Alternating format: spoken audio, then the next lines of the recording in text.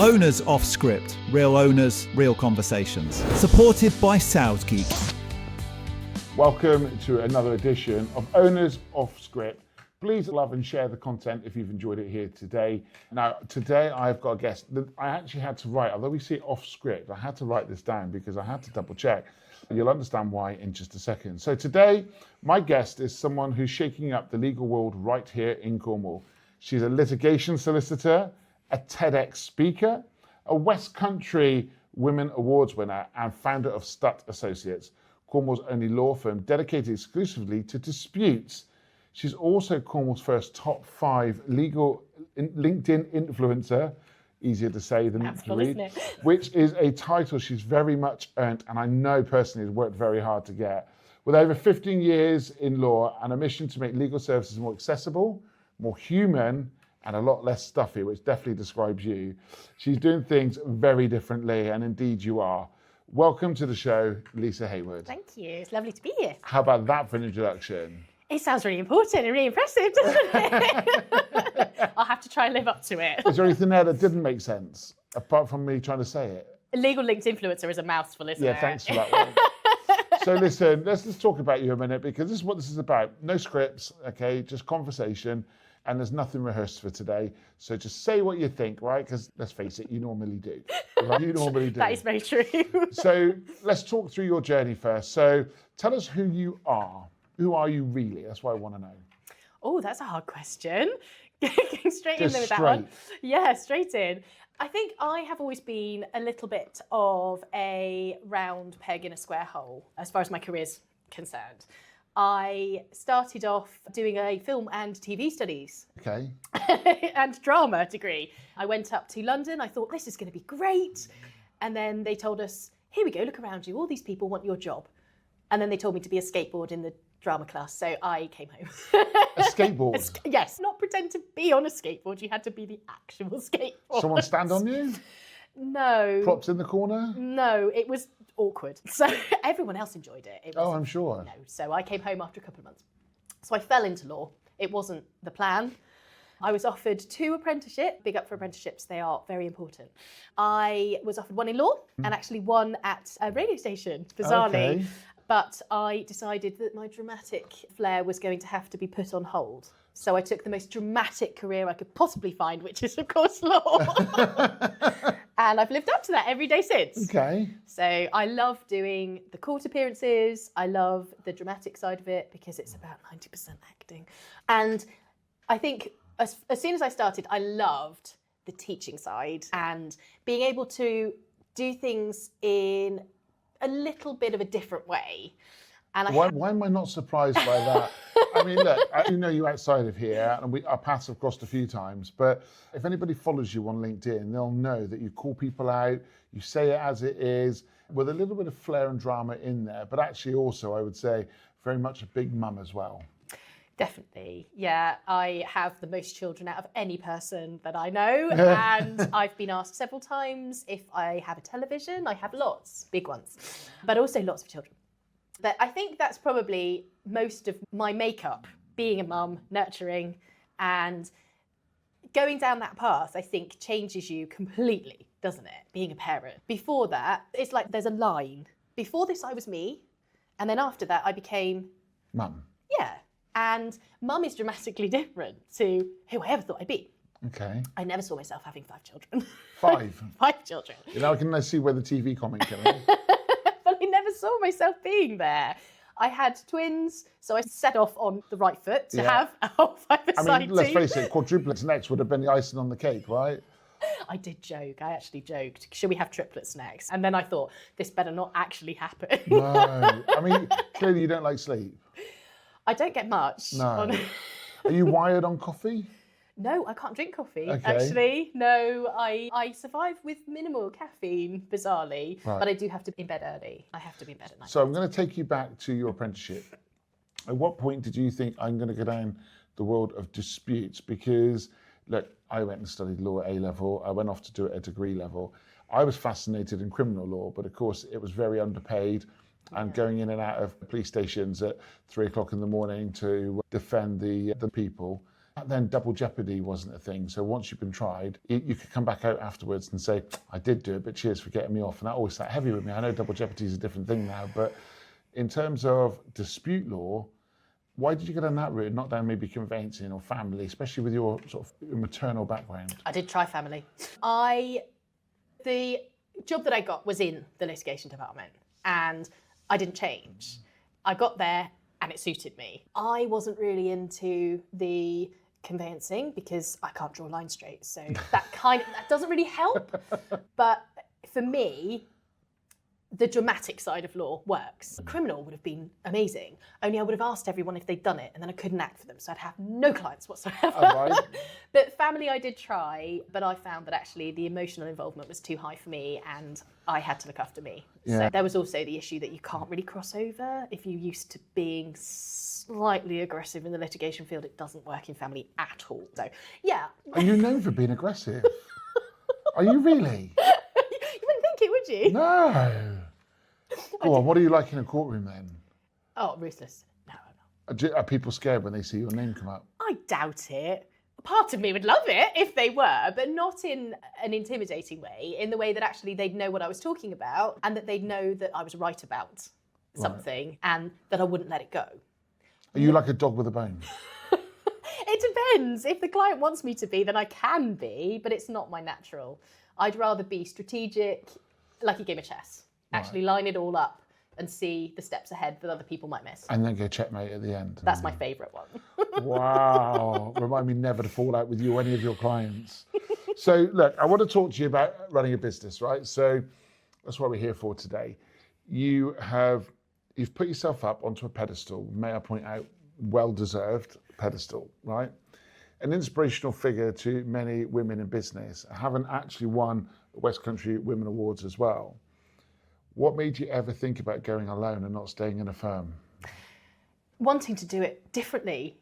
I don't like the structure, the rigidity, and the lack of flexibility in traditional law. A lot of the policies are built as a one-size-fits-all. A lot of clients fall outside of the box that policy is intended for. And so there are people who either can't meet the fees or they can't work in the way that firm wants to operate. Like 9 to 5. Exactly, 9 to 5, Monday to Friday, and no cover outside of that. It's getting better, but you have to set office hours for your employees. And that makes it hard for clients to access if they also have those same shift patterns. And I think setting things up in a particular way works if you're a really big enterprise. But where a smaller enterprise comes in, and which is where I wanted to come from, it gives you that agility and that flexibility to say yes, whereas you can't if you're stuck with all these policies you have to jump through to be able to get the advice to the client who needs it. And so many people fall by the wayside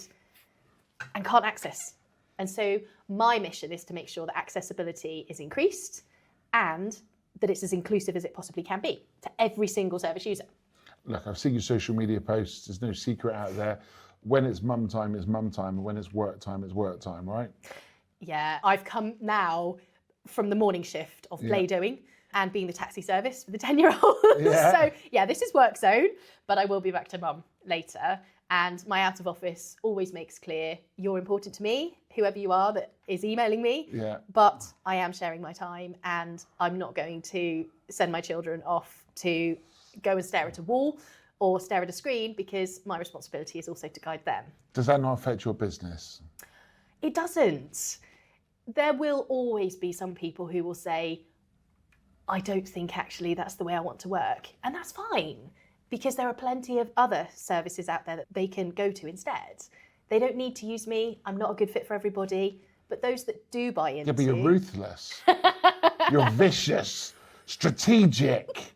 But those people who want to work with me will understand all of the business's ethos and everything that we stand for. And they'll buy into Is that that what too. makes you different? It's partly what makes us different. We really want to make sure that the whole client experience is, from start to finish, a VIP one. And on whatever terms work for each individual client.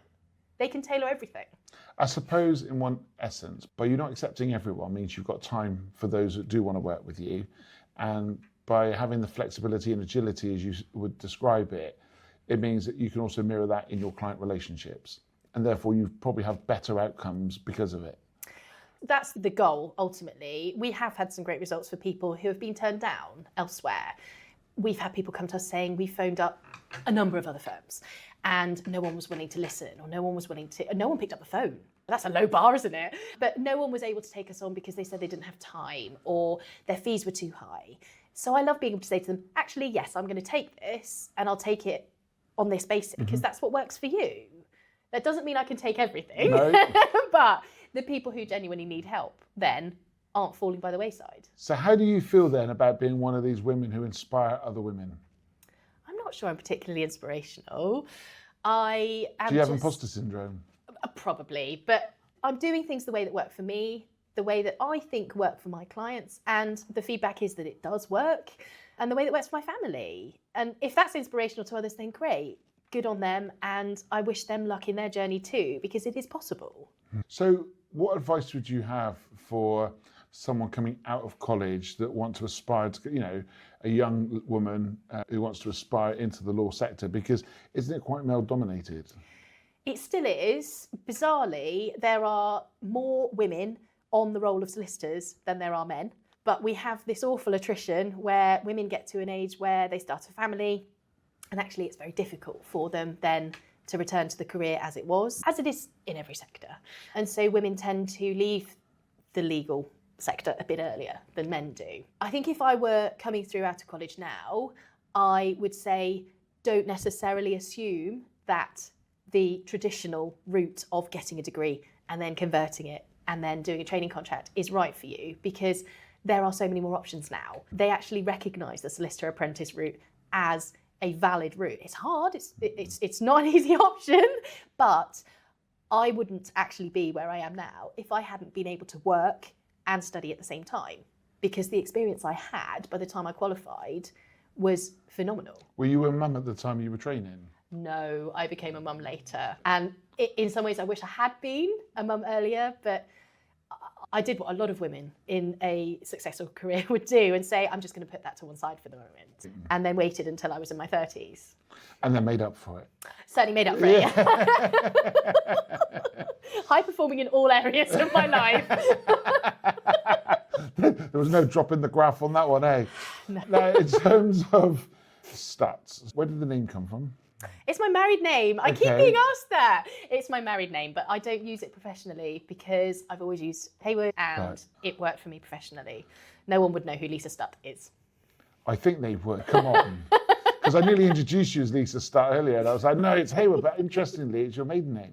So maybe by default, there could be a switch. But listen, your business is expanding now, isn't it? Do I hear that you've got a new member of the team? Yeah, I brought my husband in, who is a Stutt. So you can imagine I get quite a lot of, is it his business then? Oh. Which I know other female entrepreneurs will probably find some understanding in. It's frustrating because I was asked from day one, is it your husband's business? Isn't it nice of him to let you work in it? I thought, this is my business. I've grown it. Yeah. But yeah, it's nice to have him on board. How's that balance going? He used to be my boss. So do we keep going with these questions? Don't worry, I've only fired him approximately 30 times. He's fine. No, he's actually picking up a lot of the day-to-day legal work at the moment because I've had so many other things that I've had to be focusing on. Yeah. What we're doing at the moment is trying to lay the foundation for growth in the future. I want to have another employee later in the year. Yeah. Probably not quite at the same level as him. It's probably someone who's got less experience, but can train up into the role. Yeah, really willing to learn. But it doesn't matter to me, the person and the fit with our business ambitions and the whole brand and the values. business ethos. Exactly. And the values. That's more important to me. Talk to me about your company values then. We are very much community oriented. We have completely immersed ourselves in the community in Falmouth. We renamed the cricket pitch. It's now the Stutt Associates Oval. No. Yes. No. Yeah, they had a nice green board outside, and I said, if we're gonna rename it, it has to be red. So it's now bright red. We love giving back to the community. I've been doing some work with one of the community radio stations. We have made sure that from day one we've been giving back financially. One of my sons is in the Falmouth Youth Community Football Team, and we've sponsored some of the coaches' jacket. We've sponsored everything we possibly can. and immersed ourselves in Falmouth in particular. So we've got some collaborations coming up later in the year, which we can't say anything about yet. Come on, give me an exclusive. A little bit. There's some major events we have got some involvement in. So we're really happy about that. That was one of my goals from day one. But you're a Redruth girl, aren't you? So you you're born in Redruth, but now you've grown out of Redruth and into the dizzy heights of Falmouth. I better not say born, because I was actually technically born further up country, maybe in Birmingham way. But no, I was down here. My mum is very Redruth. So we came down here before I was 2, and I was brought up in Redruth, went to Trewergy, and I love Cornwall. I would never want to leave. I tried 9 months in London. That wasn't for me. No. So as far as I'm concerned, we are Cornwall. Cornwall's your home. Absolutely. And there's nothing that we can't do in Cornwall. You don't have to leave the county to get what you need.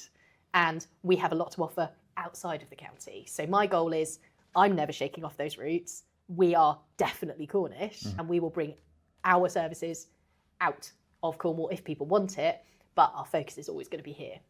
So talk to me about some of the cases you had. Clearly, for data protection, you can't say names, but what's been one of the funniest disputes you've ever had to sort out? Septic tank disputes are always fun. Oh. I know, I bet they stink. But I'm here all week. Yeah, brilliant. For some reason, I do get an awful lot of septic tank disputes. It's Cornwall, it's rural. Loads of properties have them, and they say where there's dirt, there's money. Seriously. But there's so many things that could go wrong with them. There's a lot of development going on, isn't there, across the county? And when someone has a new property built on their existing piece of land, and they tap into someone's septic tank, it might not be allowed. People might be using something and overloading it. That causes an awful lot of dispute. There's all sorts of things that centre around that. There's all sorts of funny things. People who want to argue over a bird that's pooing on their driveway because it's sitting on the roof of next door's garden. You get all sorts of things that you think, I know this is really emotional, this is really difficult for you, but there's not really anything I can do to add value to it, unfortunately. Buy a bucket and sponge and wash your car. But you can imagine things like that are really difficult. It's your house, and actually, if you have to deal with it every day, it isn't a laughing matter at all. No. But sometimes there's just not anything I can do, and it's a really hard thing to tell someone. I know that you're willing to take this somewhere, but I can't help. No. That's the worst thing to have to say to someone. But doesn't that mean that you've got some integrity about you? Because you're just not going to take the order or the booking or the piece of work unless you can actually do something positive to help someone. Yeah, I won't pursue a principle, and I'm very clear on that. I've turned down work several times because someone has said to me, it's not actually about the money, I want to hurt this person financially, or that's not a crusade I'm willing to fight, and they're not a client for me. No. But if someone genuinely has something that is valid and can be pursued, I'm happy to help, and I'm always happy to talk to someone about it. Sometimes I can't add value, but it's rare. So how long has Stats Associates been running now? I started in November 2024. Okay. So Happy coming birthday. up to 18 months. Yeah. And what was it like setting up a new business? I'm not going to sugarcoat it. It's tough, isn't it? To start your business is tough. And I think particularly where you're so heavily regulated in a business, and I know you'll completely agree with me here, you've got lots of legal obligations and there's lots of boxes to tick, lots of money to be paid for stuff that you don't necessarily think you should be paying, but hey. Lots of that going on. So yeah, I think the hardest part is actually putting the business, you know what you want to achieve, but putting those thoughts down onto paper in an ordered way and working out, how is this going to work? Rather than just having a dream that you want to do this thing. That's probably the hardest part. And from there, you just have to just do it. So 18 months into your business, what's been one of the hardest parts that you've come up against? I think being on my own at the beginning. I think a lot of people came to me and said, oh, you look really corporate. I never realised it was just you. So obviously I was doing something great because I was covering that. But it is tough when the phone rings and there's no one to answer it and you have to find a solution, or there's a decision that needs making and you look around and you think, oh, actually, that's me. I had to make that decision, especially when it's a tough one. I think budgeting as well, when you're really excited when you start your business and you think, I want to do all the things, but you don't have the money for all the things. And you have to work out actually which is going to add more value for me. and which is going to be the best decision for the business rather than what I want to do. I think that's So you got the I would like list and what I need list. Yeah, and I think having the discipline takes a little bit. Have you found it quite lonely? It is quite lonely, working at home especially. So I did a lot of networking at the beginning especially. I remember. had zero network. I had no connections. I'd been out of business for 2 years. And so my goal was strategically grow a network and build the connections that I needed to help the business. So I had to start from ground zero. And I remember my first networking, I was terrified. But you're a very confident individual. I'd act a good act, don't I? Is that seriously? Because when anyone meets you, there's this big character, right? But in behind it is a little wilted person that's just trying to project a big voice. I'm not sure there's a wilted person, but I'm certainly not as confident as I make out. Really? Where did your insecurities come from? I think there's not one person who can say, I'm there, I've made it, I'm great, I'm doing everything Oh, I don't right. know. There's a few people. I've met a few people along the way that might think that. Maybe that's just the front, though, right? Maybe that's the front. Maybe. But I think everyone's acting to a certain degree, aren't they? You go to a networking event and you think, this is... He's a bit of a twat, as I normally think. Oh, no, I never think that. No. I love meeting new people. But I walk into the room and I think, do I belong here? And yes, that's imposter syndrome. I think a lot of people are really good at portraying their business as being really successful, whether it is or not, and I don't know whether that's the truth. It's the graceful swan. I've mentioned this before in one of my podcasts, that you float across that water, a beautiful swan, but underneath your feet are going mad, and that's your stomach. That's, for me, the stomach churning over. Yeah. And the anxiety that comes with it. What's been one of the lowest moments in your business? Oh gosh, that's tricky. Lowest moment? I think probably at the beginning of this year, when I reached the first financial year end, and I thought, I've done much better than I thought I would do in this year. And it gave me that little boost. And then I got into a position where I had too much going on. And I thought, what am I going to do with this? Because I need to prioritise paid work, because that's obviously what's keeping the business going. But I've got all these things to do on the side as well. What things were they? Oh, management, compliance, all the legal stuff. Every single month you have to do all of the compliance things to make sure that you're keeping up with everything. But of course, if you work for somebody else, that'd be someone's job, right? Yeah, that's the stuff that just used to secretly go on behind the scenes that I knew nothing about. You could see your clients and not have to think about it, but now you're having to do it. Yeah, you didn't have to do any of it. All the things in business that are really basic things that all stack up. Dealing with the invoicing, and I haven't, touch wood, I haven't had to have any issues with any of the invoicing. I haven't had to phone anyone up, and lawyers tend to be all right. Yeah. As far as being paid Especially is a concerned. dispute lawyer. Not always. But you've got that side of the business, and then you've got the compliance side of the business, and then you've got to deal with people who might have an interest in the business, like your accountants, who want to tell you're spending too much on merchandise, for example. Right, Or, okay, hang on a minute. Hang on a minute. I know about this. You can't go anywhere without seeing a bit of associate merch lying around across Cornwall. Apart from, it's not in the city. I will stress it's not in the city. No. But definitely. at every networking event, every business event, there's somebody walking around with something that got your name on it, right? Yeah, that was the plan from day And what one. did the accountant say? No, do you know what? She hasn't told me off. But she hasn't done the first year's full accounts yet. So I think we'll wait and see. It depends whether your number's in brackets or not at the end of the year. If it's in brackets, you're going to be spending less. Or if it's in brackets, then I'm in trouble with the SRA. But no, I think we're okay. But no, that was intentional. Everyone uses what they've got. And I bootstrapped a business. I started with zero marketing budget. And I had no way of getting out into the local market, certainly not nationally, which is where LinkedIn came in. But trying to get from that position to a position where you say the name and people say, oh, I know who they are. That was a huge bridge, and I had to work out a way to do it. And so the only way I would have got anywhere was by exploding. So I've asked you what your lowest point in the business. What's been your best point in the business? Apart from me to me. Oh, I think... I had to get that in there. That was obviously one of the better things. I probably getting a physical office. I was planning to get... Congratulations. That wasn't shoehorning that in, but I was planning to get one anyway. And then I saw that they were running the competition and you could win an office. I thought, brilliant, let me just enter. I'm not going to win it, but let me just enter. And then I won. So we've got an office. Do you feel grown up? It feels like at that point, the business then was there. Yeah. For the first 15 months until we got that office, I was at home and I was fitting it around the children. They would come and walk in on phone calls and ask me bizarre questions about what's your lip made of when I'm trying to talk to someone. But it felt like we really had grown up and we were then on the next phase of the journey. So now I can put the blocks in place to get the next employee and to have all the policies there. You haven't got your employee rattle around your house, have you? I can't do that. No, we couldn't have that. So I needed to have a physical base.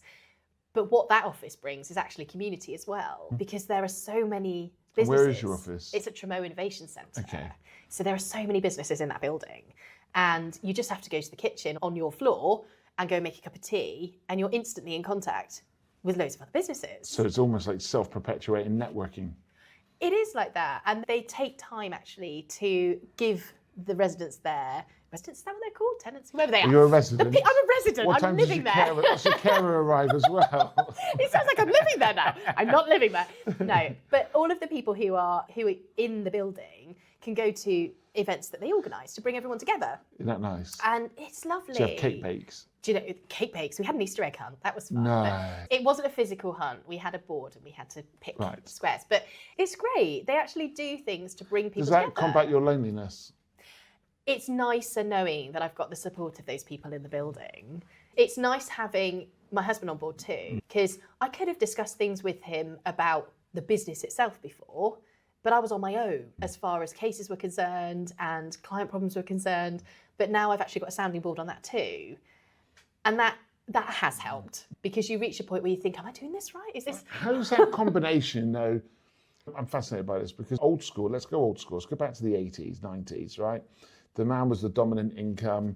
Women, sadly, were told their place was to bring up the kids. And that sort of, how do I describe it? That era has probably tarnished a lot of people in today's world. Certainly people like myself, where I'm called pale-male and stale because I have nothing exciting going on in my life. The fact that I'm married with kids and run a business is not exciting. But you've got the situation now in your home where you've set the business up first, and then hubby's coming in. How's that changed the dynamic at home? It hasn't really altered all that much.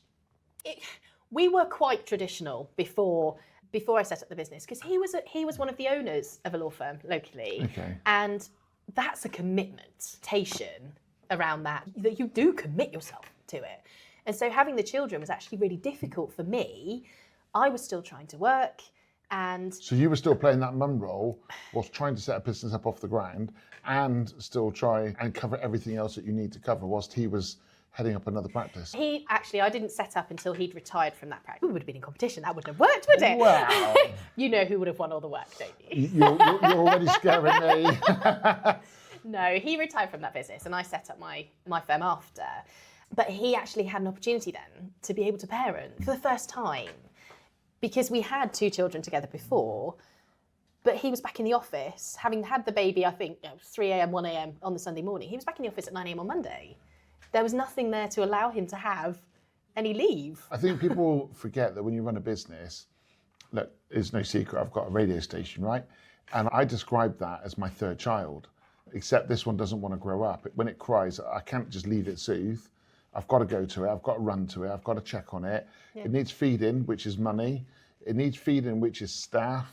It just demands so much of your life. And I always say you're owned by your business as a director, which you are. You work for that company owns you. The difference is, one of the pains of being a business owner, I think, is you can escape.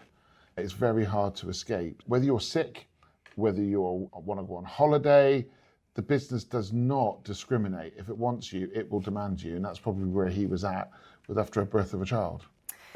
Yeah, he wasn't able to be there. And it sucked. It sucked for both of us, because he missed out on that time that most, and I'm saying most dads would be able to have in having paternity leave because they're employed. So he never had that chance. And his snatches of time with the children were between working, because he'd work during the day and he'd work in the evening as well to keep up with the work. And we went away on holiday, and there was this bizarre situation where we were on holiday and yet he was there with a headset on with a hoodie doing a hearing in front of his laptop, because there was no one else to do it. He had to do it. And I don't want that to be reversed. I don't want to, when we go to wherever we go on holiday, that overpriced forest in the middle of the country there. When we're in the lodge there, I don't want to be the person who's saying, no, sorry, children, you have to can you go and do something outside because I've got to work? There will be times I have to. You just don't want obviously, to. But I don't want it to take over. So you'd rather it to be an exception rather than the norm? Yeah, and I think there's a difference between wanting a successful business that pays the bills, that keeps things going, and world domination. People joke, have you dominated the world yet? And I think Have you? Have you? Can you imagine? I know the answer to that. But Cornwall's the first stage, right? well, Dominated Cornwall yet? I don't think you don't need that ego trip. I don't think you need it. I don't think you're defined by your ego. You're defined by who you've become and the great things that you're trying to project into the law industry, right? Certainly for young women growing up, wanting to have family, hearing already some of the challenges that women have faced, having to give up their career to go and be a mum. It's that choice. Do I want to be a mum or a career woman? And never want to look back and go, I wish I'd had children because the career taken over. You're showing and defining paths for other women. I think that's admirable. but it's tough. It doesn't matter. You're damned if you do as a woman. And I'm not saying that it's easy for men, because I know lots of men. My husband was one of them who actually just go out to work thinking this is what I should be doing right now because this is my contribution, when actually they're aching to be at home. They want to be helping with the baby. There is a limit to daytime telly, right? There's a limit to how much Niggle Piggle you could watch. I can accept that. But I can remember the evenings when there was a baby in a carrier being rocked with the record player on, because that was the contribution that he was able to make. And if he was able to be at home one day a week, that would be a dream. It just wasn't possible. But now we can tailor things that way, and we're having to during the holidays. We haven't got an He's got the children today, is he? He's got the children now while I'm here, and then I'll go and take back over because he's got work to do this afternoon. And we're having to do things that way because we've intentionally said we don't want to put them into paid childcare during the school holidays. We want to have some time with them. And it is an adjustment for everyone. It's having children, right? Why do you have children? You're not just having them for a succession plan for your business, although I think I'm doing all right on that. I think you tend to... You're doing better than most. I think you have children because you want to be a parent. You want to love a child. A couple of quick questions to finish up then. Quick fire, quick answers. Okay, don't overthink this. I'm ready. Okay, who's your biggest business influence? Oh, God. Oh, that's really tough. I don't know that I have a particular idol. There are people who have gone before me. The Family Law Co. as a legal firm, amazing. The way they're doing things is something I'd love to emulate. And also my friend at Sarah Dodd at Tree Law. There we go. Okay. What type of music are you into? Everything. I'm going a little bit Jerry Halliwell. Did you Right, notice? I'm a bit 90s Jerry Halliwell, so I should probably Is that say... intentional? No. I should probably say Spice Girls, but I'm a bit of a R&B, female R&B. Are you? Are you? And what does your next 90 days look like in the business?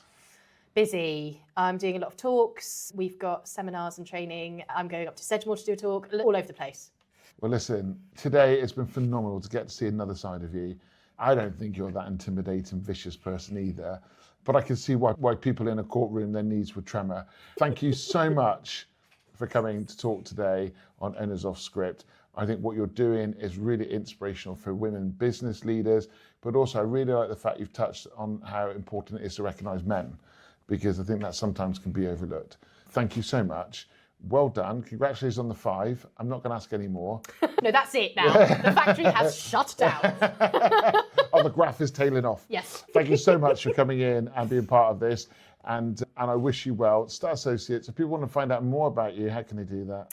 They can look at me on LinkedIn. I'm sure pretty they'll much find all you. over it. Yeah, or our website is probably the best way to find us. Which is? Associates.co.uk. Lisa, thank you so much for coming in. Thank you for having me. Absolutely brilliant.